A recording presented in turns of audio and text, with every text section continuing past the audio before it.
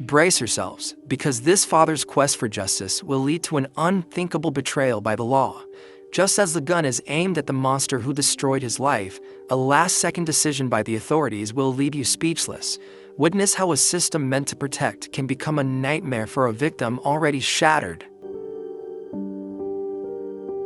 Li Changfeng is a single father who dotes on his teenage daughter, a high school student. Unlike her peers, the girl dreams of getting a dog rather than a boyfriend. Chang drives his daughter to school and then goes to work. In the evening, heavy rain begins. The girl walks home alone and notices a van following her. Chang is surprised when he doesn't find his daughter at home. She should have returned much earlier than he did. Her phone is switched off for some reason. Chang spends the entire night driving around the city. In the morning, the body of an unknown girl is washed ashore. It has not yet bloated, and the detective determines that she had been in the water for less than 36 hours. The girl turns out to be Tian. Chang arrives at the morgue for identification. He immediately recognizes the familiar drawing on his daughter's arm. When he sees Tian's face, he breaks down in tears and grabs her body. When Chang finally regains the ability to speak, he answers the detective's questions and then goes home. Soon after, he returns. The grieving father now sits day and night outside the police station, hoping the police will uncover something.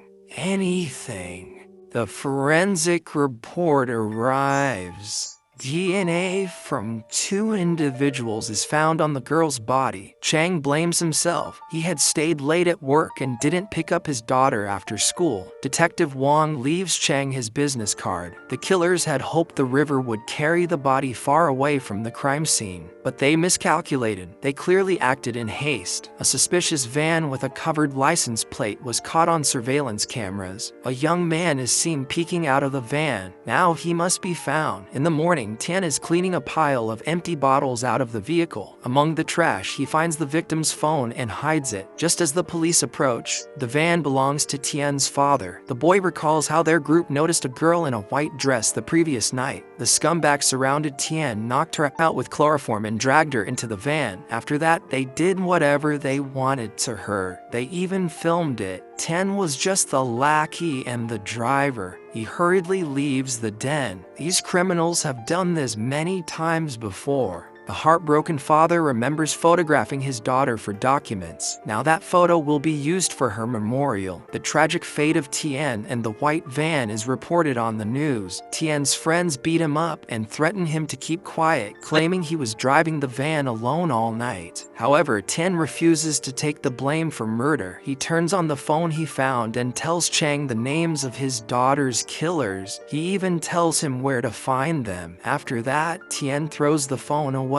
Chang immediately calls Detective Wang, but he doesn't answer. Chang decides to go to the address himself. Tian even tells him where the spare key is hidden. Thanks to this, Chang gets into the apartment. One of the criminals returns home at that moment. Chang hides and suddenly sees his daughter's bag on the floor. Zhao cooks noodles and starts watching on his computer what they did to young Tian the night before. Chang is frozen in horror. Zhao notices the intruder and attacks him. Chang has to fight for his life. The bastard grabs a baseball bat and tries to choke him with it. Chang sees footage of his daughter again. Enraged, he beats Zhao with his feet, the bat, and anything he can grab. The young man is no longer moving, but Chang still smashes a water cooler over his head. Chang washes up, goes home, and finishes the piece of cake left over from his daughter's birthday. Tian was 16 years and 1 day old when she was taken from him. Before leaving the den, Chang takes a photograph of the second criminal. Siwei messages his now dead friend and suggests meeting up. Chang continues the hunt. Detective Wang arrives at the crime scene. He and his partner watch the video and recognize the victim. Chang is not answering calls and is not home. However, bloody clothes are found in a trash bin. Police discover that the dead young man had been communicating with 2 teenagers who had dropped out of school months earlier. Tian is quickly found at an internet cafe. He claims he doesn't know where Siwei is. The detective notices bruises and convinces the boy that once they catch the criminal, he won't be able to hurt him anymore. Chen then reveals that Siwei likely went to see a local thug. Chang arrives in the same city, rents a cheap apartment in a quiet neighborhood, and lies low. At dinner, Tian loses control, furious that police labeled him an accomplice. He never thought the girl would die.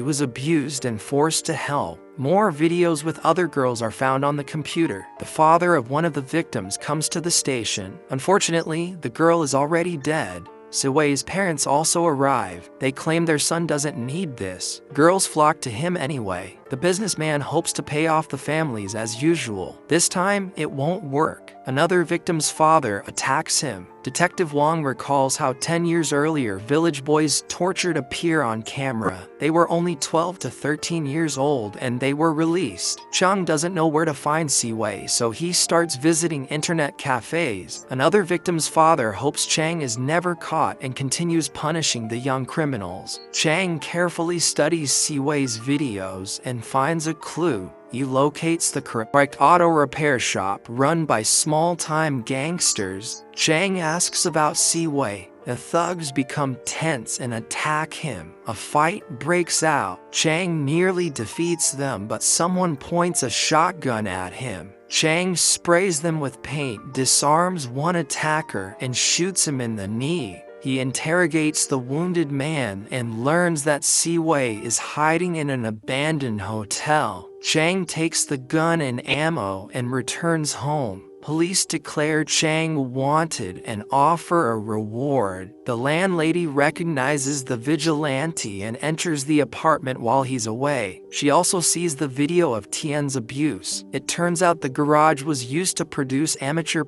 Siwei is just one supplier. She doesn't call the police and even brings Chang clean clothes. She begs him to stop. Tian wouldn't want her father to become a murderer. The law will punish them anyway, but Chang doesn't want the monsters to get a second chance. He doesn't want them released in a few years to start families. His daughter won't get another chance. Police locate the abandoned hotel. Chang is already heading there. The woman drives him since Chang can't move freely anymore. His face is known nationwide. Detective Wong hates juvenile criminals who get away with everything. They are no different from adults. Due to a landslide, the woman stops. While she searches for a detour, Chang disappears. Police search the hotel. In one room, they find a girl who was also used in illegal videos. The police hide. Siwei arrives on a motorcycle and calls the girl. She answers. After 3 months in captivity, she has developed Stockholm Syndrome and warns Siwei about the police. Siwei tries to escape, but Chang fires at him, hitting the motorcycle. Chang chases him as police pursue both. Detective Wong sees Chang and orders him to stop.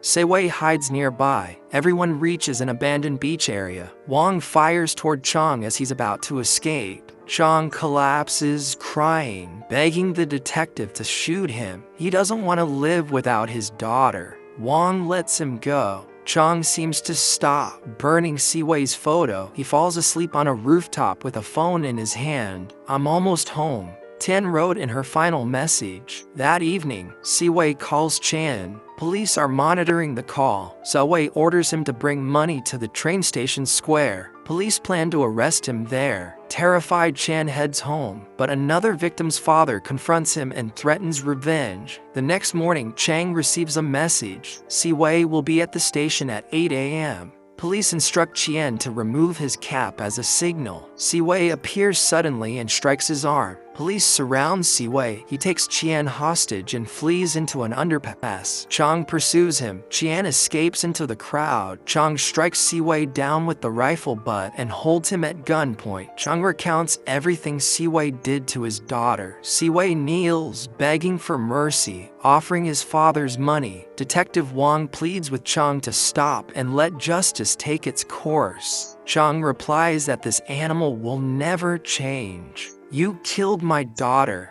Chang repeats and shoots. Police fire back. Chang is killed. Siwei survives, disfigured as Chang dies. He remembers his daughter clutching her keychain. 6 months later, Detective Wong visits Chang's grave. That day, Siwei is sentenced to 15 years in prison. Tian avoids prison for cooperating and returns to school. It turns out another victim's revealed Siwei's location and served 6 months for it. Everything could have gone differently. If Chang hadn't stayed late at work, he would have bought his daughter a puppy and walked home with her together.